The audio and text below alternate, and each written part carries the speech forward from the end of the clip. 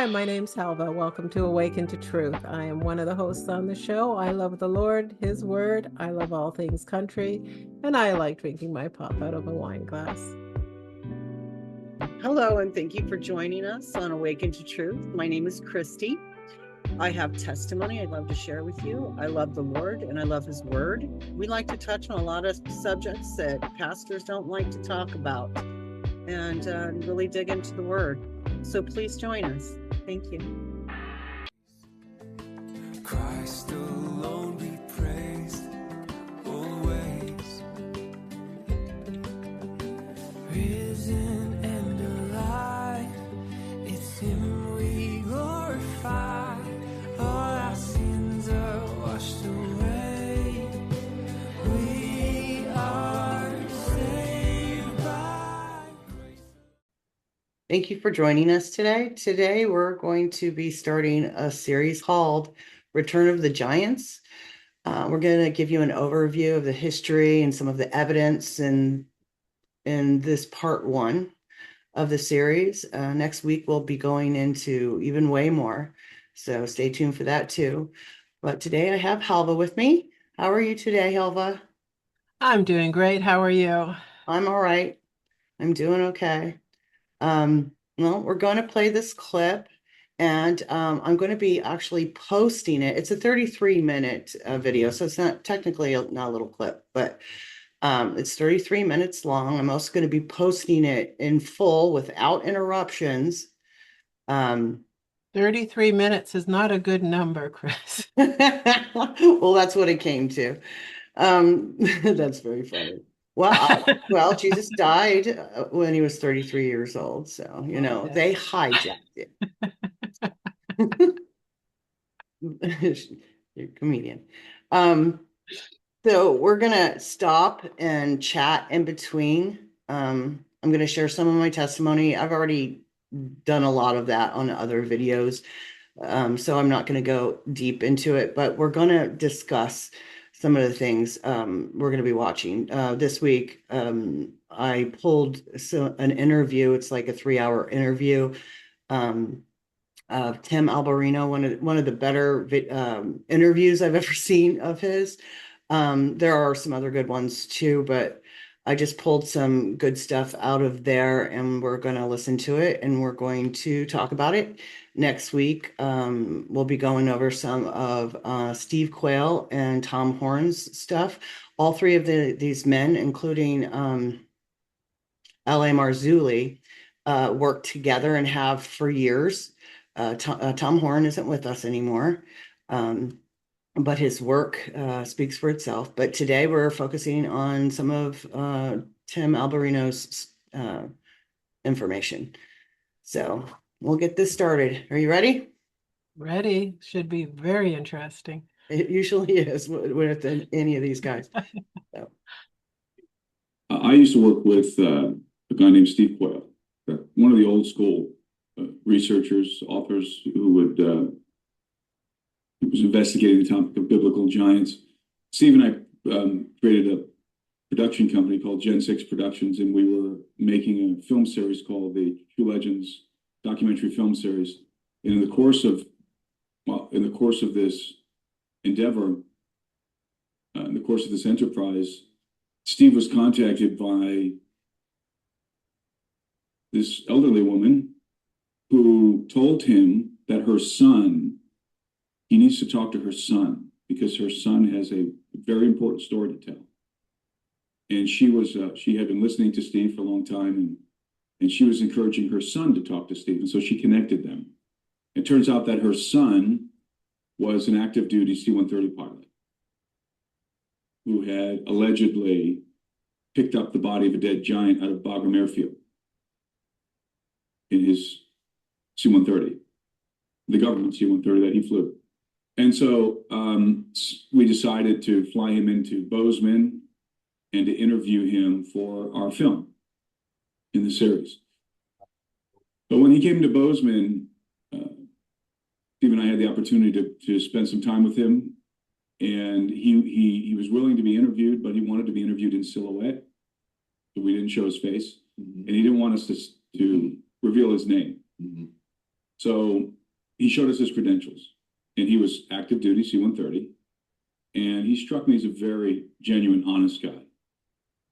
He didn't want money, he didn't want notoriety.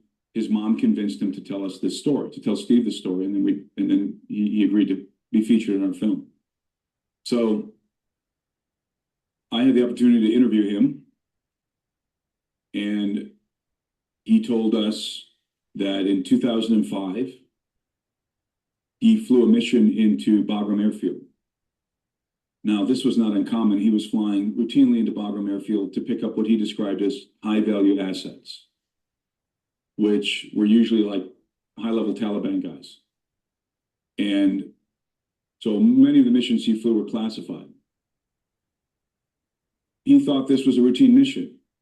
In 2005, on this particular occasion, he lands on the tarmac, and he realized this was not a routine mission because he was met on the tarmac by who he describes, who he believes were Air Force intelligence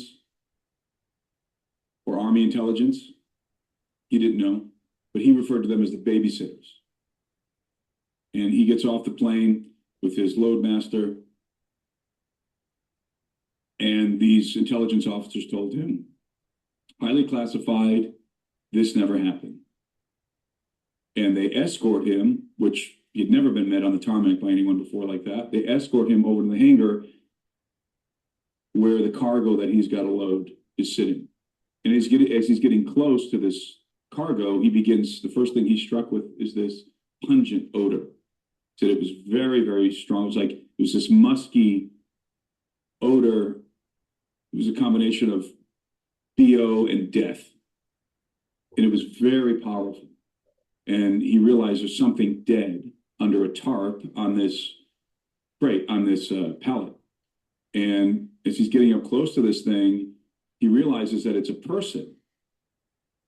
And this is a air cargo pallet. So it's 9 feet long. Yeah. And the guy that's on this pallet, he's covered by a tarp. He's in the fetal position, but his hands and his feet and his head are hanging off the pallet. This is a 9-foot long pallet. So he immediately recognizes that this is a gigantic person. He's got to be 10 to 12 feet tall, more like 12 feet tall. And he walks up to the cargo, and there's a group of, he thinks there were Marines standing around, kind of guarding it, and the babysitters, the intelligence guys. And he said that this giant was, again, so large that he was in the fetal position, but part of his body's hanging out. Most of his body's covered by a tarp, but you could see the head. So he saw the hair, which was red. The hair was red. He saw the hands and the feet, which had 6 fingers and 6 toes. And the feet were wrapped in a crude, like canvas, primitive footwear. And the skin of the giant was white, almost like pale white. But he thinks that might be because it was dead, had been dead for a couple of days. And he said he would pound this thing with his fist, under the tarp. And he said it was a brick. It was solid. You could tell it was just muscular. He said, now, rigor mortis, it was dead, but he said you could just tell, just even by the parts of the body that were sticking out under the tarp, this dude was jacked. And the guys standing around the body told him that they had heard that a team of guys, probably special forces at this point, 2005, I don't think we had yet committed a lot of troops to Afghanistan at this point. Maybe I'm wrong. I can't remember. I think this was early on. Could be wrong about that. But he said there was a team of guys that went on a reconnaissance mission. This is what the soldiers told them, guarding the body. And they were out in Afghanistan, the Kandahar region, and they came upon a cave. And there was a village in proximity to the cave, and the villagers were depositing various items at the mouth of this cave, food items and other things. And so they assumed that these villagers were aiding and abetting the Taliban who were hiding in the cave. And so they went into the cave, this team of guys. And instead of finding the Taliban, they were confronted with this very large hostile giant who killed them all. And so another team was dispatched to go and find this missing team, and they followed the tracks and you know went to the where the last transmissions were from this team. And he said that the story goes that when they went into the cave, the giant was eating on the guys that had slaughtered. And they were able to take him down. Now, there's another story told by my colleague Ellie Marsuli, where he had a whistleblower come to him about this incident, which we're not sure if it's the same incident or a different incident, where the giant speared one of these guys from the second team. Might be a separate story, but not 100% sure. But they killed the giant, and then they airlifted him out by helicopter to Bagram Airfield.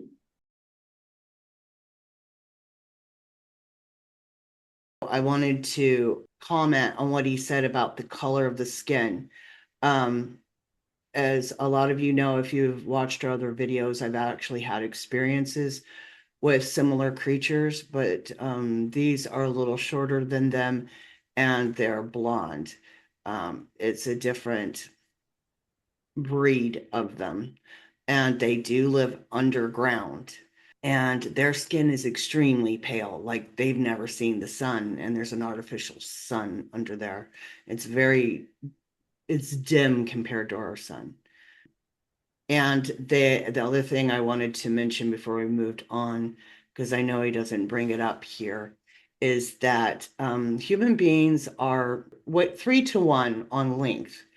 They are 2-to-1, meaning our shoulder width is about 3 going down. They're 2-to-1, meaning it's bone structure I'm talking about here.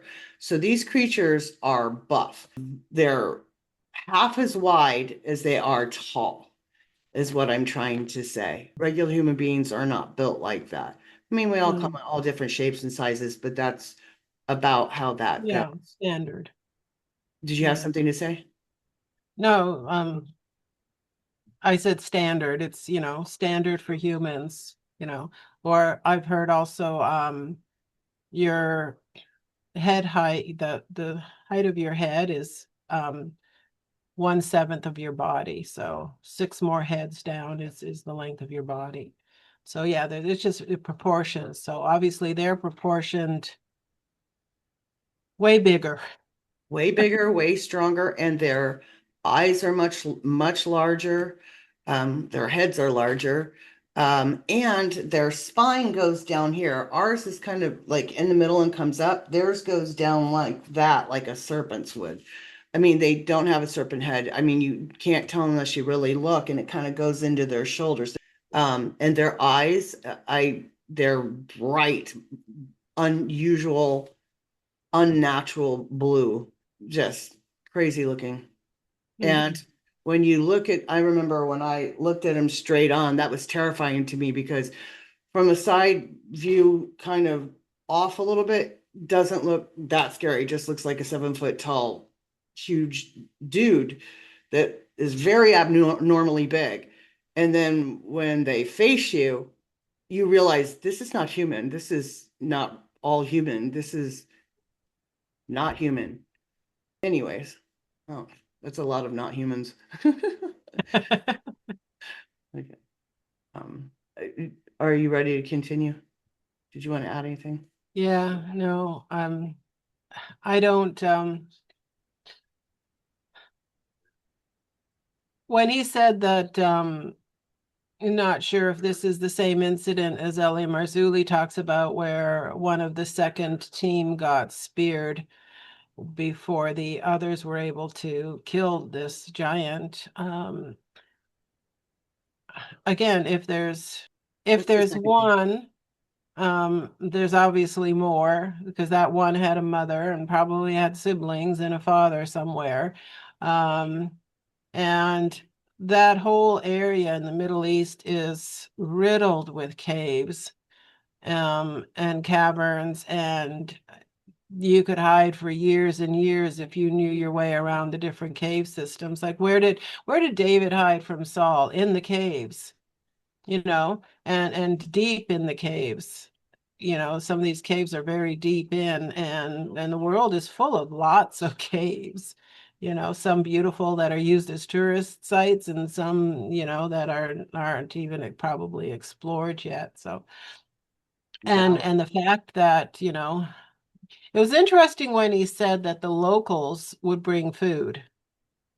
Because he's going to And come eat them if they don't. yeah, if they don't Treat him feed like he's a god. this thing is going to come and steal one of them for a food source. And obviously would have, because um is this where he said something? I've seen this video before.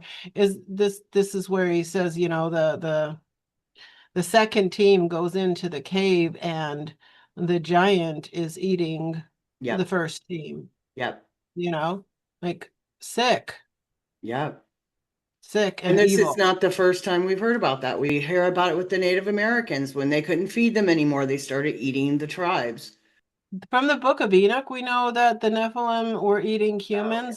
So in the book of Enoch, it actually talks about them eating Yeah, people when cannibalism they comes from the Nephilim. They are the ones and who drinking started blood. it. Yeah, when humans couldn't give them enough food, Mhm. then then they became the food source. Yep. And he's there to load the body. And so they had to weigh the cargo to put it on the airplane. And the loadmaster weighed it at 1,500 pounds, subtracting the pallet, the air cargo pallet. They knew that the body weighed exactly 1,100 pounds, or approximately, I should say, 1,100 pounds. But they knew that was the weight, because that was the weight that was being loaded onto the C-130. 1,100 pounds. So 12 foot tall, 1,100 pounds. Monster. And 6 fingers, 6 toes. And then the pilot, after they loaded the cargo, he had to take it to Qatar and unload it in Qatar. And then he told me he heard through the grapevine that the dead giant, ultimately made its way to Wright-Patterson Air Force Base. Now, he didn't know for sure, but that's what he heard. So we featured that story in our documentary, and Steve interviewed him on Coast to Coast AM. And then that story just exploded on the internet and has since become sort of mythological. But I've confirmed the validity of that story a few different times with different military personnel. One guy, very high-ranking Air Force guy, who told me that he could confirm that story, and then told me an additional story that was even crazier, which I don't have the liberty to tell. I have encountered different people in government and military who I have always asking them about UFOs and crash retrievals and alien bodies. And these people are very candid with me. They say things to you in a setting where you're sitting there smoking a cigar, drinking an old fashioned, that they wouldn't say in any other kind of setting, right? Yeah. And they'll tell you things and freely. But as soon as you start to question about the Kandahar giant or the topic of giants in general, these guys freeze. Like, they'll talk about aliens, but if you want to talk about giants, that's a whole nother level of trouble, let's say. And I have a friend who I told this story to, and I was actually at Lou Elizondo's bar in Wyoming, and I'm sitting there with a friend and who I met there. And I told him this story. And, he thought, I don't know if I believe that. And I don't want to give any of the details away, but he went and was with let me be careful. Let me be ambiguous here. He was with a staffer of a senator. who's a friend of his. And this staffer had spent time in the military, in pretty high level. And in the course of their conversation, he said to this guy, "Hey, do you know anything about, I was just with Timothy Alberino, and he told me about this Kandahar giant story. And like, you know anything about that?" Just throwing it out there, right? And he and the staffer had a great relationship, and very jovial guy and casual. He said as soon as he said that, the guy went dead serious on him and looked at him and said, "Hey, what are you getting yourself into? Please be careful." I have 4 or 5 witnesses on the Kandahar Giant. I've got the original shooter who we interviewed. We actually broke the story. Richard Shaw and I broke the story about the Kandahar Giant. The shooter, so Rick's on a show doing an interview about the Torah codes, and this guy is on the show. He's talking to Rick, and one thing leads to another. And after the interview is over, and this caller is still on, they strike it up, and he knows who Rick is and goes, "I saw a giant." And Rick goes, "How big was it?" 12 feet. You need to talk to LA. So like an hour or 2 later, I'm on the phone with the so-called shooter. That was the first of 3 conversations, 2 or 3 phone calls. And then I met this guy in Ohio. He showed me all of his credentials. And then we brought him out to Los Angeles and we filmed him. We disguised his face. We disguised his voice. And I believe his story. That's the first witness. Then we had a second witness who was in the Kandahar province in the military about a year or 2 after the incident where the giant was shot and killed and trucked out of there. And they were told, there was rumors all around the base about this. No one said anything. You weren't allowed to talk about it. And when this soldier was training at cave fighting in a cave, he was told to aim high. He said, "Well, why am I aiming high?" The third witness we had was a man. I won't tell you what branch of forces he was in, but it was arranged at a conference. This gentleman sat right next to me, and we talked shop. And he knew of a team, apparently, allegedly, that went into the cave and encountered 3 other giants. One was killed, the other 2 bilocated. They just disappeared. Wow, disappeared. I find that very interesting. And I didn't remember hearing him say that before in other interviews. I didn't remember that. And when I heard that in this video here, I had to add it here because there's a lot of evidence of creatures just disappearing. They're not disappearing, they're going to the other side, another dimension. It's like, I call it the highway of the angels. It's the same reason that UFOs can appear and disappear. They're going into, it's like another door. They're going through a doorway, portals that they can create on the spot. They've even had film of Bigfoot doing this exact thing. Where they come in and out of this dimension. Portals. Yeah. Yeah. So it's pretty crazy. Any thoughts? No real thoughts. It's I believe it. I can understand why the governments of the world don't want the general population to know that we're not the only ones on this planet. And they just want to keep us in our delusion. Yeah, it's about power and control over the populace. And because if more people knew about it, more people outside of the government would be doing the same experiments and transhumanism experiments for super soldier programs and all the other crap that they use it for. I believe that's why it's about power. The people in power want to keep that power. Knowledge is power. Yeah. Well, one video I heard, they have a Bigfoot, would have been the father. They killed his wife and his children. And they have and because they killed the wife and the children, he just gave up. And they now have him in captivity somewhere.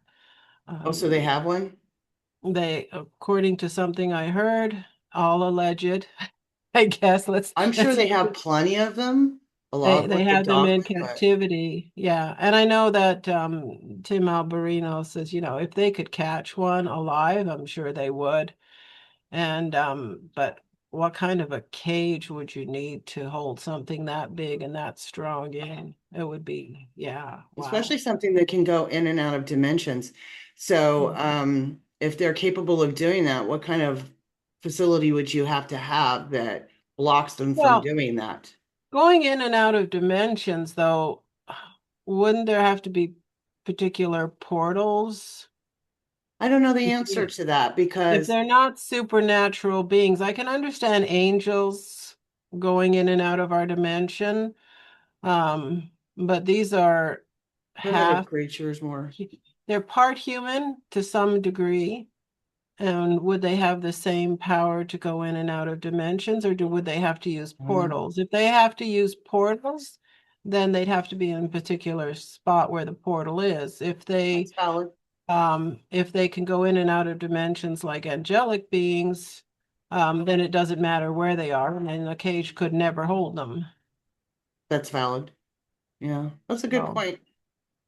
I know yeah. dogmen have been known to do that as well, and they have they have had them captive. I mean, they've done experiments and all kinds of gene splicing, mixing that with human DNA. So I don't know why they call them dogmen. They look more like wolfmen, but okay. They look more like wolves. It's a name. It's Weird.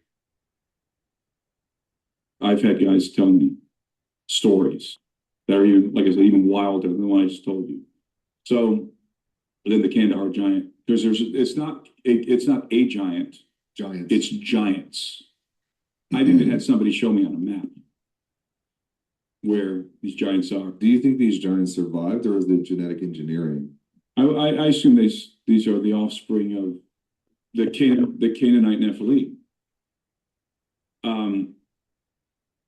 Or a different offshoot from the generally speaking, from the Mesopotamian Nephilim, and they've survived, and they're living in. They're very primitive. They're feral. They're hostile, and they're very dangerous, and they are evil because how do I derive all this from a dead giant? I don't. I derive this from other stories that I'm not allowed to tell. So they're evil. They're very evil. And when you bring this topic up, man, I'll just say this. I was at a conference and there's a gentleman there I got to be really careful. There was a gentleman there who was in Afghanistan, high level guy. And we talked about some things, and he and I were talking. Really, really amazing dude, really amazing guy, strong believer. And he's walking away, and I knew he was in Afghanistan during this period of time. So I said, "Hey, let me ask you a quick question." He's kind of walking away from me. He's like, "Yeah, sure." That you were in Afghanistan around 2005. What do you know about the Kandahar giant? The blood rushed out of his face, and he went. And he pointed to his phone like, "Nope, I can't. Nope." And he just he was shocked. What year was this that you asked him about that? A couple of years ago. And his wife was standing next to me. She pulled down my shirt and she whispered in my ear, "You can't talk about that." Wow. I have talked to guys who have direct knowledge, not secondhand, direct. Yeah, they were there. This is the one topic that I talk about that makes me nervous. Because it seems that the topic of giants is more highly classified than anything else. I hypothesize that the reason why that's the case, apparently, is because it is so intricately entwined, let's say, with the occult. There are, I believe, occult practitioners who are practicing necromancy and who are attempting to use the remains of giants to summon the spirits of the giants, which we know are the demons. Mm-hmm. And you can contact them, and they're still in the world. And I think that they still have some sort of a connection to their remains. And And if you can get the remains of the giants, you can summon their spirits. Necromancy. It's necromancy. And this is the origin of necromancy. It's Canaanitish necromancy, which I believe practitioners of the occult, high-level practitioners of the occult, are engaging in this kind of necromancy. And, you know, we're talking about the top of the pyramid when it comes to the occult. And so, again, I always kind of have a lump in my throat when I talk about the Kandahar giant publicly. Well, it's not just in the Middle East, because the Solomon Islands are in the Pacific. The Solomon Islands, yeah. I think there's living giants in the Solomon Islands. Same thing, they live in the caves. They're underground. And some parts of the world, the giants are venerated. What does that mean? They're worshipped. Yeah. Other parts of the world, they're hated and hunted. Did you see anything in Peru that like looks like giant involvement or no? Peru has there are a lot of, I think we've talked about this before. There are a lot of incidences that are recorded, historical incidences where the conquistadors encounter the bones of giants. And they're clearly, and at least in some of the cases, clearly giant humanoids, not dinosaurs, not giant sloths, not mammoths. And the natives have legends of giants. Red-haired giants that came from over the sea on reed boats. That's interesting because the Phoenicians made reed boats, among other kinds of boats, but they used reed boats. And the Phoenicians have red hair. That's a Phoenician trademark, which is why if you go to Italy today, if you go to Sardinia, you'll see Italians with red hair. Where does that come from? Phoenicians. So, in fact, they did a genetic test on the Sardinians, the Italians who live on the island of Sardinia, and they found that they have very prominent Phoenician genetic trademarks. Hence the red hair. Interesting. So, I believe that the giants were dispersed around the world through the Phoenicians, who had contact with different continents, contrary to the prevailing view of isolationism. I believe that the Phoenicians were crossing the oceans, and that among the Phoenicians were giants. The Phoenicians had a cult of giant worship, and at which they exported all around the world. So I do believe, as I said, there's living giants today. They're feral, they're dangerous, and they're highly classified. People have gotten into big trouble talking about it, and they must have been warned. And again, it's got to be because it is, as I said before, it's interlaced with the occult at the highest levels. Nothing else makes sense. Nothing else makes sense. Like, big deal, there are giants. People say that, you know, the prevailing idea out there among Christians is they're hiding giants because it proves the Bible. Well, it proves all the mythologies of the ancient peoples, right? Everybody's got mythologies of giants. Yep. Native Americans, Yep. the Mesopotamians, obviously the Canaanites, the ancient Egyptians, the Greeks, the Romans. Everybody's got legends of giants. The Norse. It doesn't specifically validate the biblical text. It does, but not only the biblical text. And I dare I say, we're talking Podesta level occultism. So, Clinton level occultism, if I may be so bold. I had to leave that in because I told you about the thing with Hillary Clinton, the thing that I saw. Well, I remember the whole Iraq war was to pull out Nimrod's body from the museum. Mhm. And so, and that's what Hillary wanted. She Mhm. was the one behind that whole thing. And to start a war just so you can go in, take over an area with a museum where you want to go in and pull out artifacts illegally. Red hair. When I heard that red hair is associated with giants, which kind of makes sense, maybe. You have Irish people full of red hair. But then you know that when Joshua came into the promised land, the whole idea, and we'll get into this, you know, in one of the other segments of this series, he wasn't fighting mainly human beings. That Nephilim were everywhere in the promised land, and when he had to wipe out whole areas and civilizations, as you had Nephilim and part Nephilim all over the place. And so, God is not out to kill human beings, but he gets rid of evil. And so some of these Nephilim in Canaan would have fled into parts of Europe and to North America. And the whole 6 fingers, 6 toes, everybody makes fun of Indians. How? Well, how is because they want to make sure you have 5 fingers, not 6, you Mhm. know.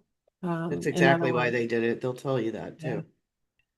So yeah, the people who knew about giants knew that they had 6 fingers, 6 toes, and yeah, but the 6 fingers, 6 toes, yeah, that just seems to be common knowledge Mhm. among people who know about giants, ancient people who know about giants. That, and they come with, things, that first of all, they're not all of their bone structures. They've really adapted in that way. These days, like the Pleiadians, which are hybrid children of the fallen angels. They're Nephilim, just a different type.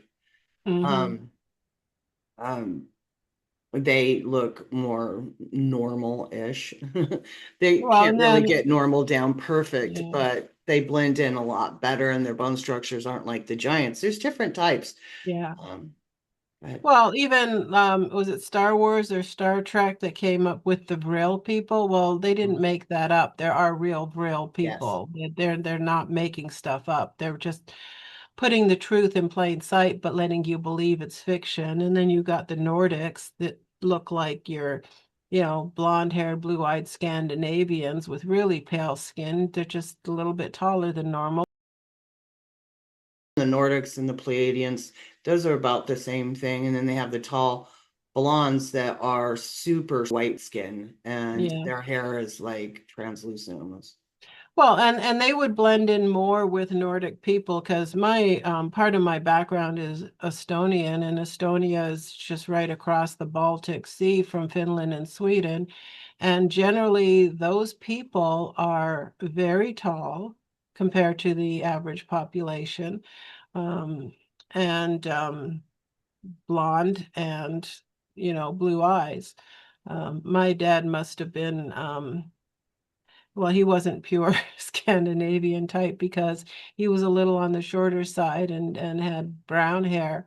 But yeah, meeting other Estonians, tall people, and generally blonde. So, but then you get tall people in Africa and you get pygmies in Africa. So yeah, there are tall humans, there are short humans. So just because somebody's tall doesn't make them a Nephilim either. So.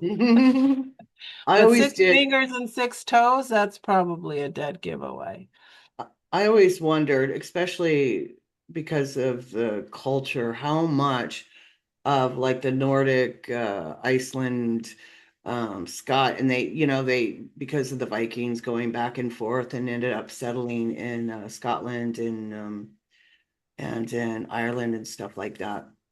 I always wondered, especially about the Nordics, because their religion there is so based around really the Nephilim, because the gods are the fallen angels, the demigods are the children of the fallen angels. Their entire culture is wrapped around that.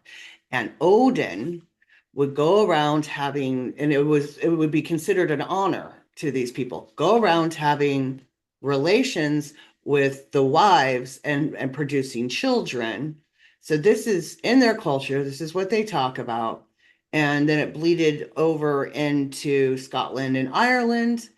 I don't know. There's a whole rabbit hole down there I like to play around in, but Well, yeah, because the you talk about, biblically all the other nations worshiped false gods. Well, they worshiped Elohim little e, gods little g, sons of God, fallen angels. That's who they were worshiping, fallen angels as gods and demons as gods. Yeah. And so yeah, when the Nephilim fled into those areas and they were superior, then yeah, they would like Thor and that kind of stuff. That's all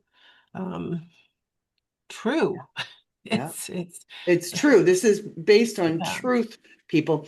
And depending on what culture you come from, all these names that they have, like Thor and all that, they're all a different name in different cultures. They just take on exactly. different names. Yeah, That's it. yeah, yeah. And Baal is Satan himself, you know. Again, different name in different cultures, but Yeah. yeah, worshiping the devil. And what is worshiping the devil? Sacrificing the innocent. Yep. The smaller, the better. Yeah. The more innocent, the more they like it. Steve Quayle believes that there's some, nothing else makes sense, like big deal, there were giants. People say that, you know, the prevailing idea out there among Christians is they're hiding giants because it proves the Bible. Well, it proves all the mythologies of the ancient peoples, right? Everybody's got mythologies of giants. Yep. Native Americans, yep. The Mesopotamians, obviously the Canaanites, the ancient Egyptians, the Greeks, the Romans, everybody's got legends of giants. The Norse, it doesn't specifically validate the biblical text. It does, but not only the biblical text. And dare I say, we're talking Podesta level occultism. So, Clinton level occultism, if I may be so bold. There could be a side of reverse engineering genetic enhancement. I think that's a part of the equation. I do. I think that there's some genetic. I know Steve Quayle believes that there's a program, a super soldier program, where they're actively looking for these remains of the giants or the living giants, and they're using their DNA in some kind of black budget project. Would we be surprised though? But this is what Hitler was doing as well. Like not specifically with giants, but yeah, trying to breed the master race.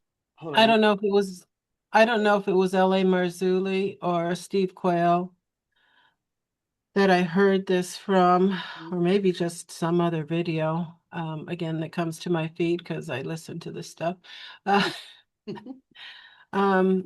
They were experimenting. Some soldiers, some military volunteered to be experimented on with this, all DNA altering stuff to make them into super soldiers. And it went way farther than they expected. It turned these people into non-humans. They probably still had physical human bodies, but the reasoning wasn't there. They ended up fleeing into the wild, they'd had to kill some of them, and the others fled. And who knows? So yeah, they look for soldiers who have nothing to lose, no family, and are you willing to undergo some experiments for us? Well, I can attest to some of the experiments they've done with some of the people that I know and that I've been involved with in those places. They did that too. And I actually connected with some of my people. They did a lot of different things that allude to a lot of this. Yeah. They did a lot of things to the men. They did a lot of things. Not good. No, we won't. And most people aren't even signing up for it. Like when they were just doing it through the military and getting people to sign up, they don't know what they're agreeing to, one. And most of the people that they involve in these programs don't know what they're agreeing to. They take your memory. You get bleed through memories and things like that, but they take your memory.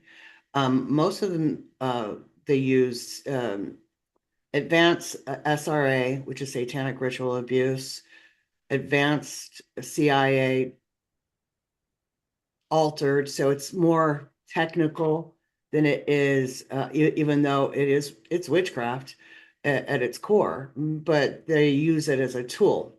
This is why I call all the black projects and the alien stuff, the Nephilim, this is all the beast system. This is the beast system that God is going to smash, just get rid of.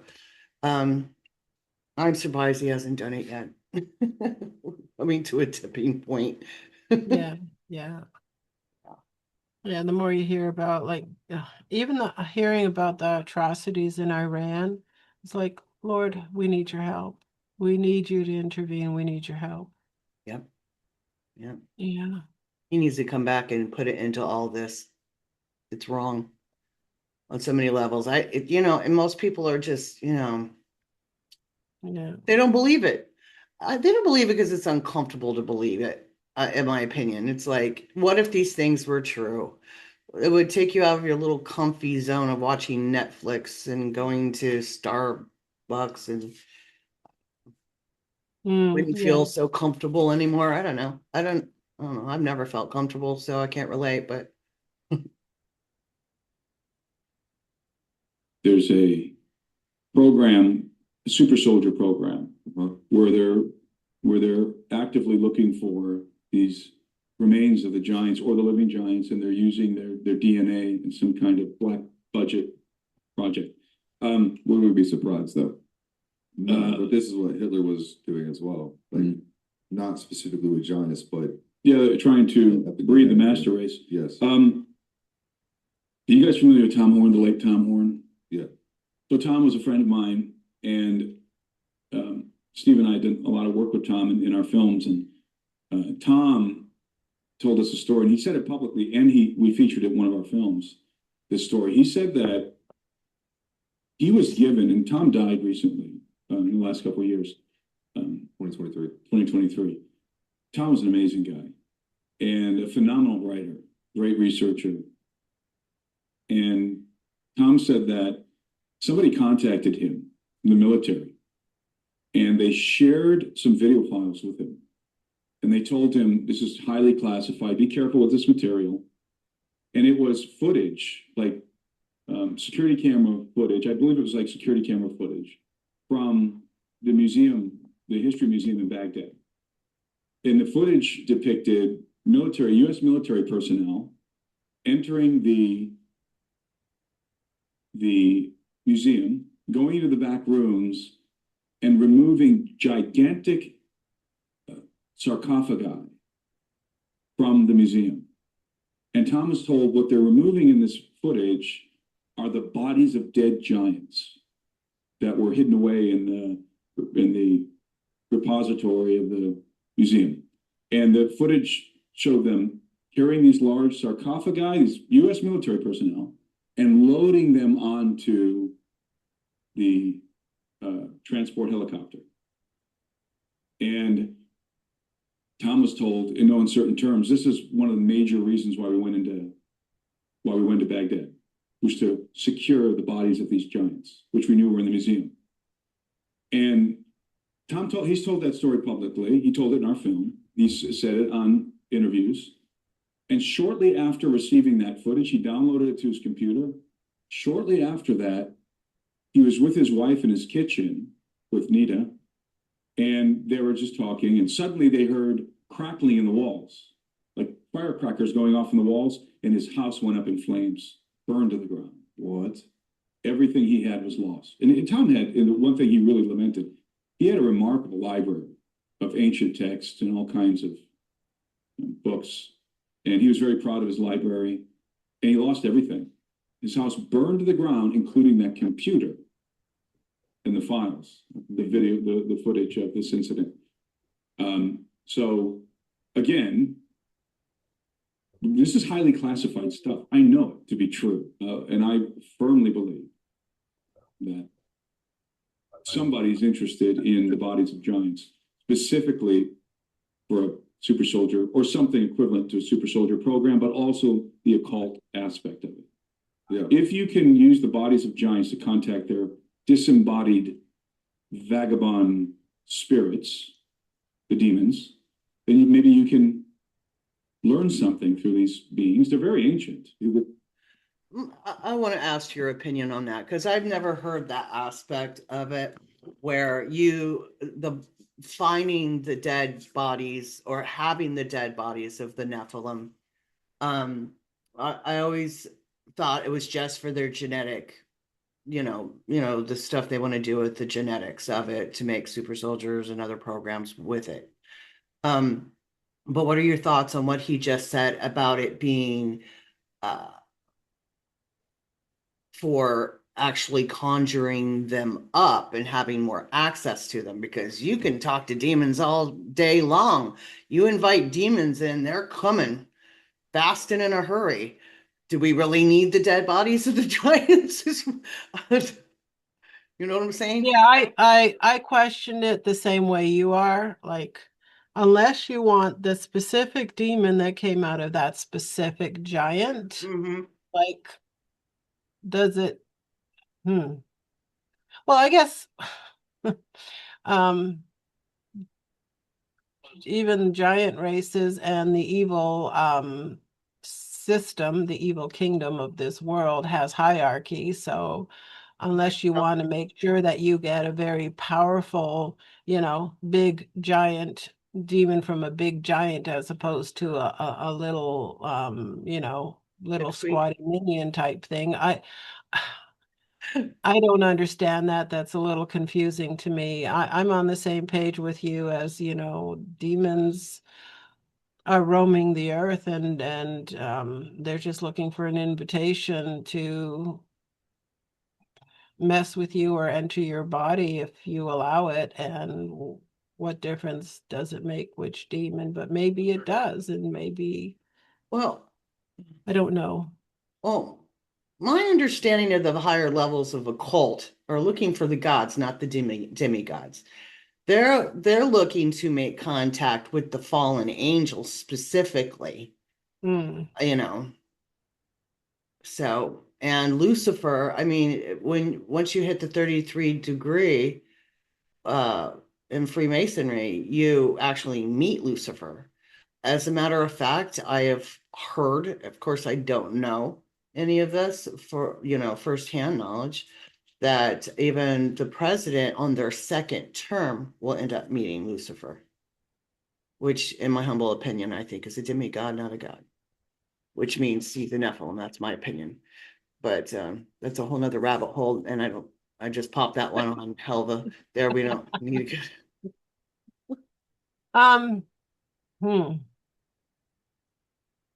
The whole 33-degree Freemasonry, apparently everybody who's president is supposed to be part of that before they can become president. I don't know if Trump is an anomaly or he's part of that club too.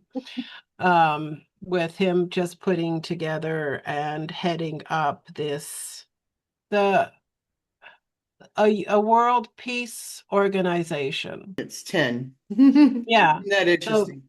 so he's putting himself as, is he one of the 10 or is he over the 10? I think I think he he is might be one of the one of 10. the 10, the He's one head of the one, but 10. one of the 10. Mhm. Which would be interesting if those are the 10, you know what, I thought about that too.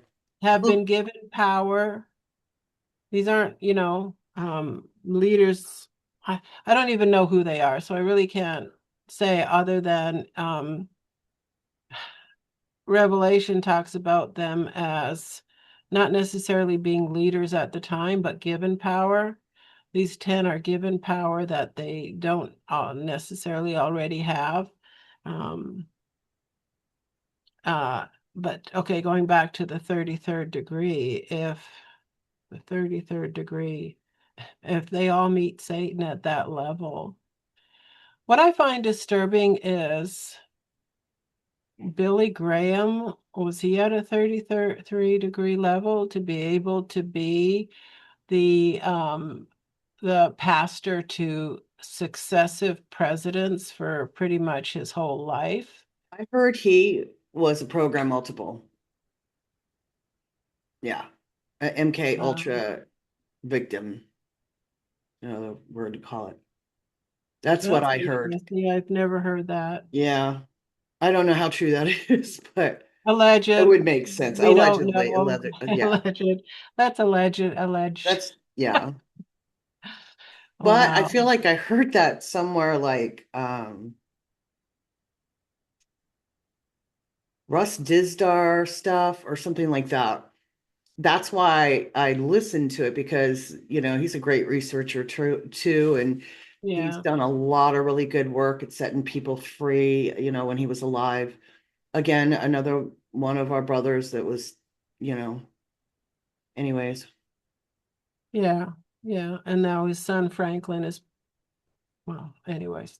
That and Tom Dunn, took the baton and he's running with it. So proud of our brothers in Christ. Yeah. Anyways, Sorry, what? Tom Dunn? Tom Dunn. You don't know who Tom Dunn is? I do. And Okay. Ella and He's taken over his oh, website. okay. So, okay. I thought you were associating Tom Dunn with Franklin Graham. Okay, I know Tom Dunn No, with Russ is Dizdar. Yeah. is Sorry. with Russ Dizdar. Oh, Yeah. okay. Okay. Okay. We're talking about two different. Okay. Okay. We'll get back to the video now. Learn something through these beings. They're very ancient. You could finish what the Watchers started. Exactly right. Yeah. That's right. That's a very good insight. You can glean knowledge, Mhm. and you can perhaps harness this power, this demonic power for something. And so you combine those two things, super soldier programs with the occult, and you can understand why this thing would be very, very highly classified. Yeah. When he said to continue what the Watchers started, what the Watchers started was the corruption of the human genome, the human DNA, to More than make now. us something half human, less human, not human, not fully human. And so we see this now in mRNA Mhm. products Mhm. to play with your DNA. Your DNA, which has the stamp of God on it, and they want to alter that. Yeah. And so, yeah, to me, definitely part of the program is to continue to try to, well, you hear Human 2.0, you hear Neuralink, you hear, human computer brain interfacing, and all of that, becoming part of the, the real life Borg that they have planned for us. Yeah. That's all to dehumanize us and turn us into robots. And Into their vessels. well, it's, obviously Satan failed in his attempt to destroy the seed of the woman that would crush his head, because his head's been crushed. So now he is attempting to defile humanity, so there's no humans left for Jesus to come back for. He said if he did not shorten the time, there would be no flesh alive left. No And in flesh saved, yeah. yeah. And in Revelation, it talks about, hold on, have a thought. Oh, in Revelation where it talks about the Antichrist being in the temple, I think that temple is us. Because the Holy Spirit dwells with us. We are the temple. That's what I think. I think it might be a dual thing. I think there'll actually be a physical Antichrist showing up there, but I think it also talks about, or just possibly about dwelling in us. And it cannot do that unless it bypasses the natural stamp of God on us. On every cell of our body has his signature on it. And when you take that off, you're also taking off the protection. When you become Homo sapien 2.0, you are no longer with the protections, the natural protections of Yahweh.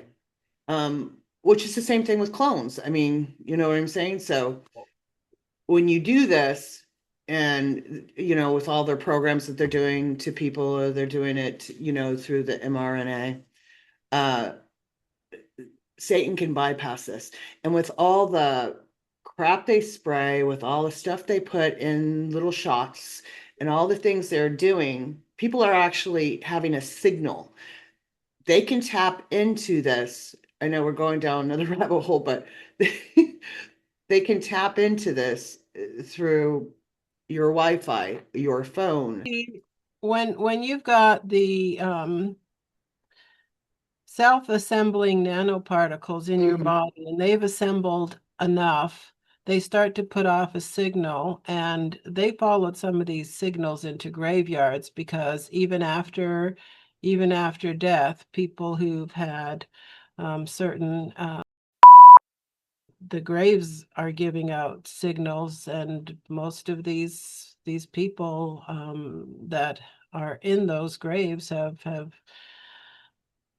stretched out their arm and allowed themselves to be poked multiple times, and some of them just once. One poke can do it, depending on the formula of the poke. So, And it doesn't settle in your blood, oh it no, it they goes know it. into your lymph nodes, your tissue, your brain, your organs, and it settles in there. Yeah, it can even go into your children. It's Yeah. yeah, your unborn children, I should say. Yeah. And it could be not from the mother, it could be, it's carried through the sperm as well. That's true.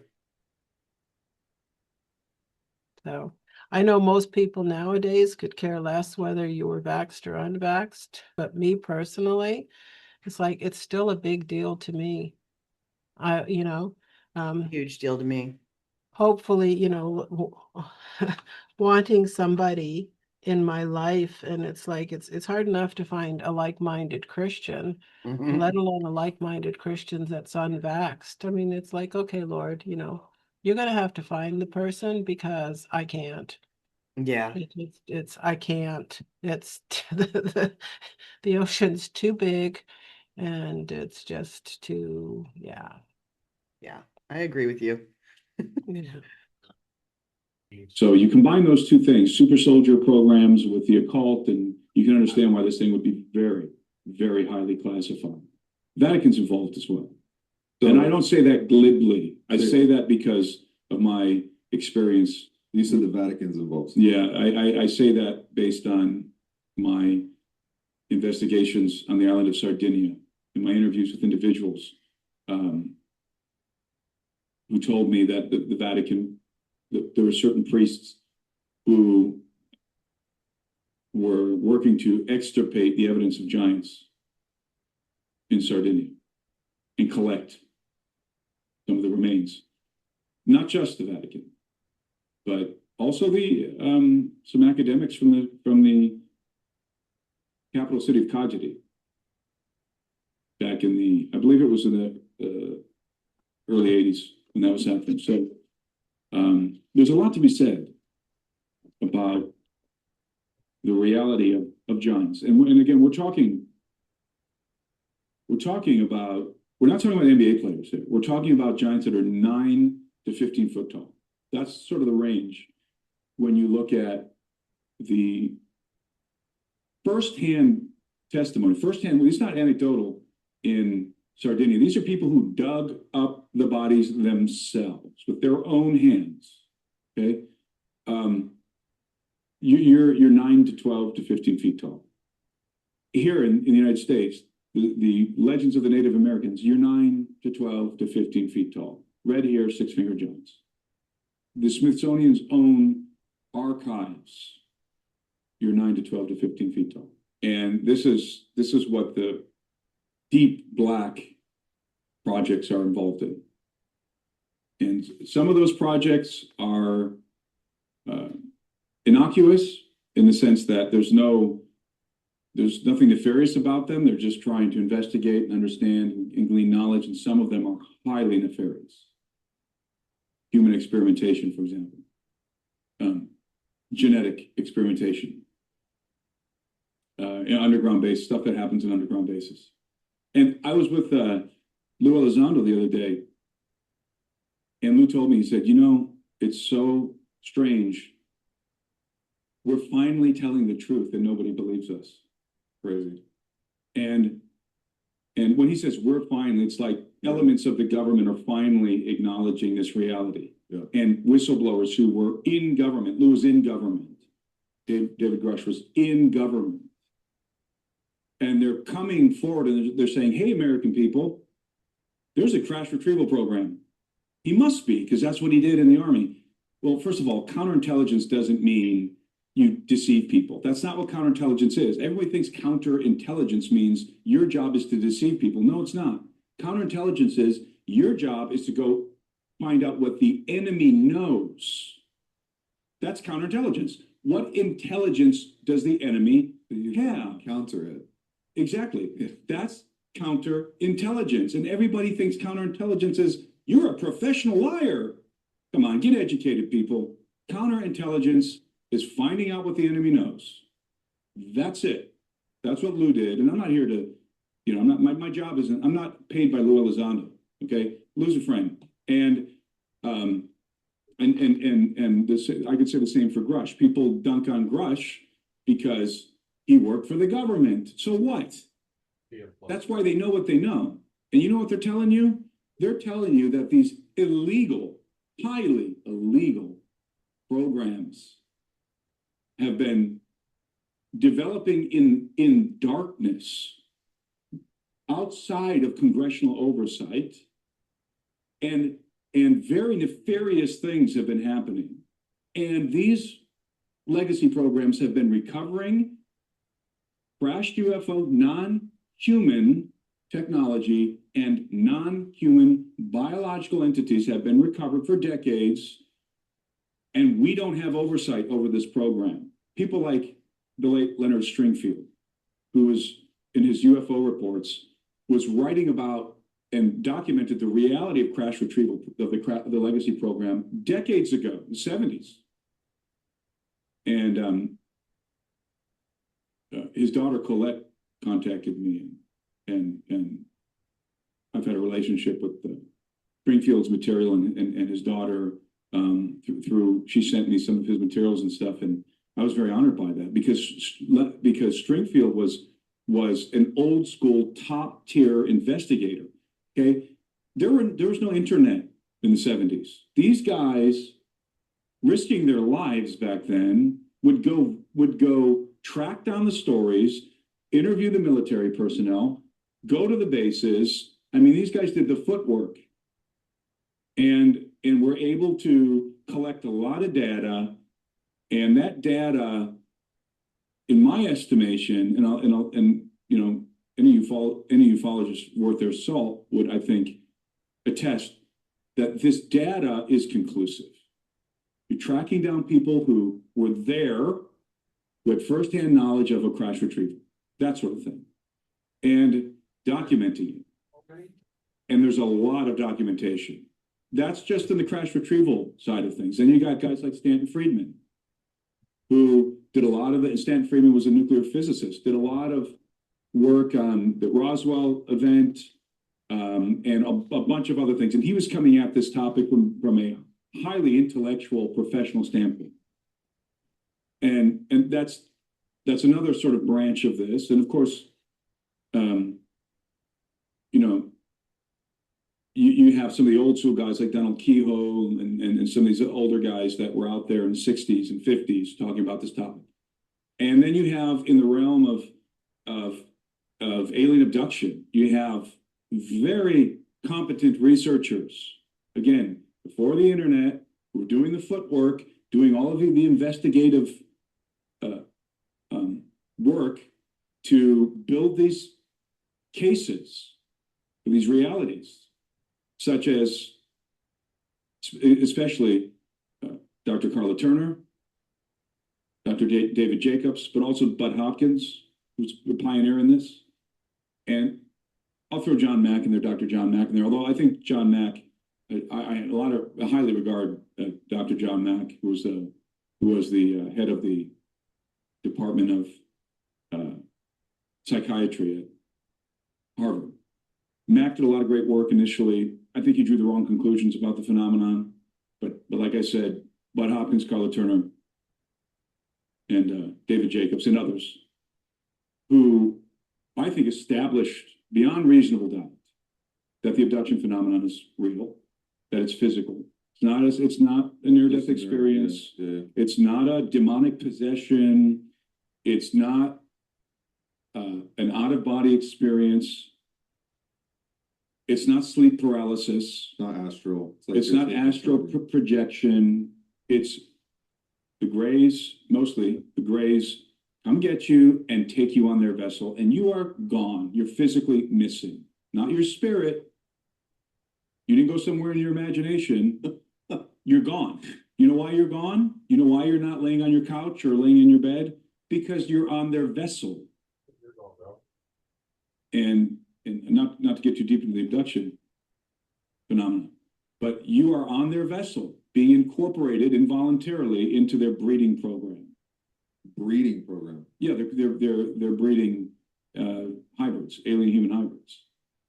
Yeah, the whole breeding program, Nephilim were Nephilim. on the earth before the flood and afterwards. Yeah. And so the breeding program is still going on today through abductions. And well, when Daniel sees the statue with the head of gold, the arms and breast silver, the loins, hips of copper, and then the iron and legs, and then the feet with the toes are iron mixed with clay. Mhm. Some people say that's again trying the Nephilim breeding program. Yeah, they're not mixing the way that they want them to. I think it's a little bit of everything. I actually believe because of some of the research people were doing, who these were doctors and they were against the pokes. And so they were looking at it under a microscope. We've done videos on this before, but for those of you who have not watched them, they literally saw a chimera. I call it a chimera because it's some kind of creature that Yeah, is able to go into this. It was actually you could see it under the microscope, going like this and looking at them. through the How microscope. creepy is that? And that was in the stuff that you put in a syringe, Yeah, which is very interesting. So it'd have to be a chimera, otherwise it wouldn't be able to adapt to your body. It would have to have to be part. Just I'm assuming. I don't know. I'm not a scientist, so I don't know. I I don't know. know, It but would be it's like a virus or an intrusion into your body, but it'd have to be in a way that your body doesn't reject it, yeah, exactly. because your body normally will reject a foreign entity and attack it with the white blood cells. So if the body is not attacking it, yeah, that raises another question. Like, why is your body not attacking these foreign things that they're attempting to put in? That's a very, very good question. Interesting. Yeah. Well, I guess maybe when you change your DNA through mRNA, maybe that bypasses some of the protection as well. I don't really know. Again, I'm not a scientist, I'm speculating. Yeah. Yeah. Common sense and a bit of knowledge and some speculation and keeps you on your toes, if nothing else. Right? Keeps you guessing, keeps you thinking. I mean, Keeps you thinking. Yeah. And don't trust this world. Don't trust politicians. Don't trust big pharma. The word of God is the only truth. And so, yeah, get into the word, listen to the Lord and what he's telling you. And he'll let you know through his Holy Spirit on the inside whether something is good or bad for you. And don't forget to join us next week, because we're doing a part 2 that's going to be extremely interesting for those of you who are skeptical. So you could hear a little bit of information about, the evidence of it. But next week, we're actually going to dive into some more of this and some of the enemy's plans. And, our people perish from a lack of knowledge, so we're gonna make sure we're knowledgeable. Yeah.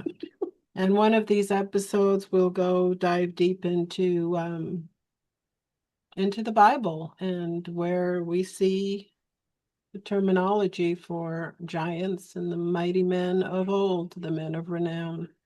Yeah. And you think that comes out of Greek mythology? No, that comes out of your scriptures. So, Yeah. yeah. Well, thank you for being with us today. We hope you find this as interesting as we do. And we pray that you have a blessed week and hope to see you again next week. Thank you. Yeah. Thanks for joining us. Shalom, shalom.